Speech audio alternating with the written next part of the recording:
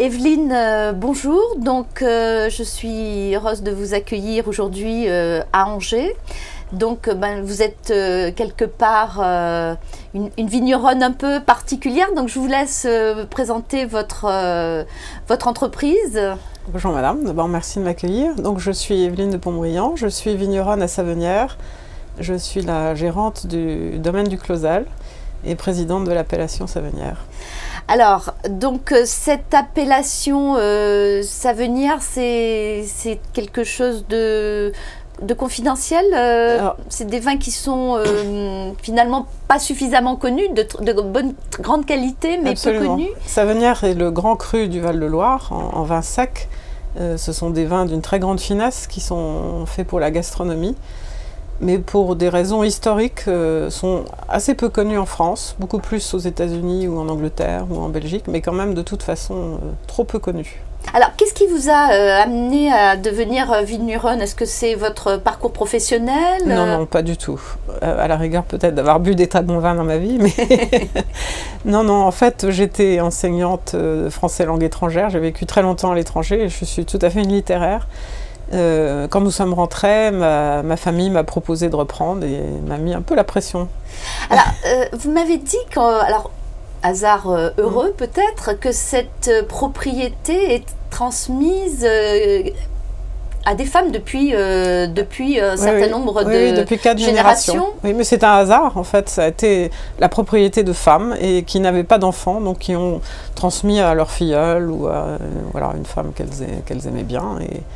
Et c'est encore la propriété de ma mère. Et voilà, ça. Alors, comment vous avez fait pour, après des années comme enseignante, devenir justement vigneronne et chef d'entreprise et assurer tout ce que vous faites aujourd'hui? Oui, c'est une bonne question.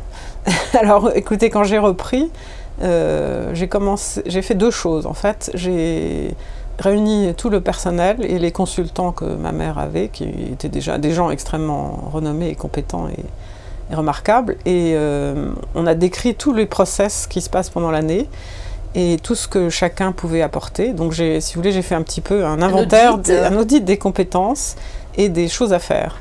Et puis là-dessus, je me suis dit qu'il fallait que je comprenne de quoi il parlait. Et donc je suis partie faire le tour du monde avec un diplôme étonnant qui consiste à prendre des modules dans tous les pays producteurs.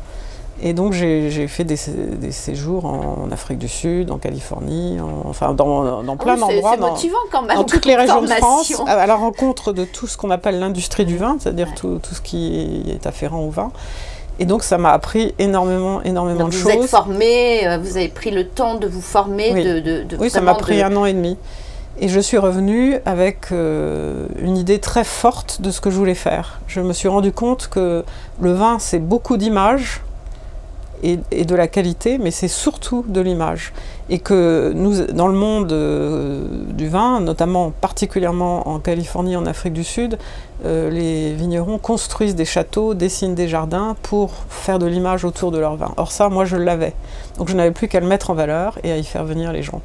Donc ça a été ma stratégie depuis 10 ans. Et puis, parallèlement, j'ai beaucoup travaillé avec notre œnologue conseil et énormément de gens intéressés et compétents en culture, surtout en culture, parce que c'est là que le vin se fait. Et puis j'ai goûté, je goûte des centaines de vins pour me faire le goût. C'est comme la musique, oui, c'est comme le sport, il faut pratiquer, il faut pratiquer. Il ne faut pas tout boire, il faut cracher. Dommage. C'est important. Sans ça, on finit à l'hôpital. Alors, ça veut dire que, c'est très intéressant ce que vous venez de dire, c'est-à-dire qu'à partir d'un produit, finalement, quand on voit au niveau de la production, bien sûr, il y a la qualité qui importe, mais ce qui assure la vente au final, et ce qui fait la différence, c'est finalement toute l'image que l'on construit autour. Absolument. Et je comprends, parce que j'ai été assez impressionnée par votre site web, que je trouvais vraiment très, très bien fait, et je me posais justement la question, j'avais du mal à voir le lien entre ce que vous organisiez, donc c'est, puisque vous organisez des journées découvertes, en profitant bien sûr, puisque vous avez un environnement qui est magnifique, des journées de découverte sur le vin, mais aussi sûrement sur d'autres thèmes. Je crois que ce soir vous avez même un grand dîner en blanc. dîner thématique. Avec des vins blancs. Voilà, donc voilà. Et tout ça, ça vient, en fait, ça sert justement la promotion aussi de ce vin. Et pour vous, c'est une vraie passion, cette appellation. Tant et si bien que je crois que vous êtes présidente. Voilà, mes collègues m'ont fait l'honneur de m'élire présidente il y a 2 ans maintenant. Et donc, le présidente, c'est l'appellation. Présidente, voilà, du syndicat des producteurs de Savenière. Oui.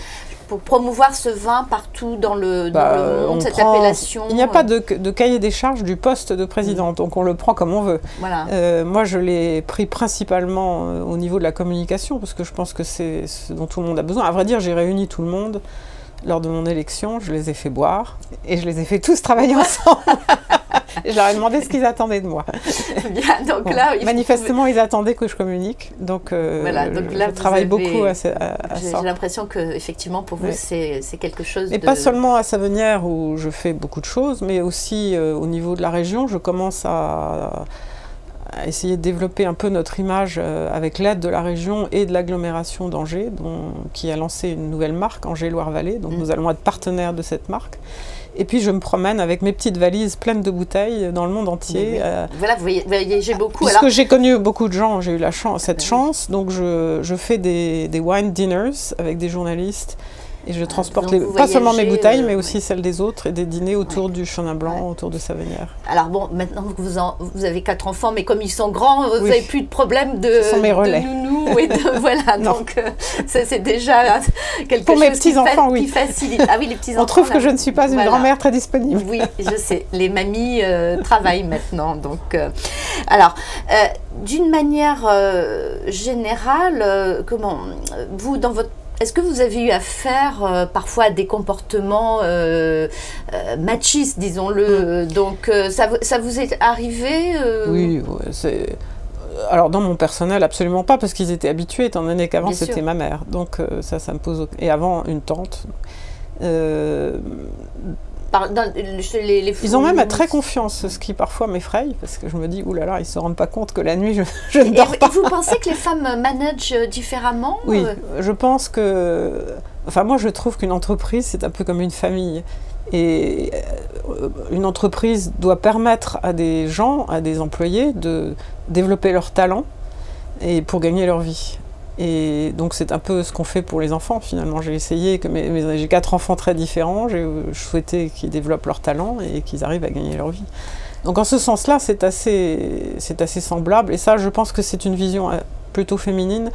Il y a aussi une petite entreprise comme la mienne, il faut savoir tout faire. Moi, hier soir, je réparais des plombs électriques, je branchais un tuyau d'arrosage, je répondais à l'email d'un journaliste anglais très important.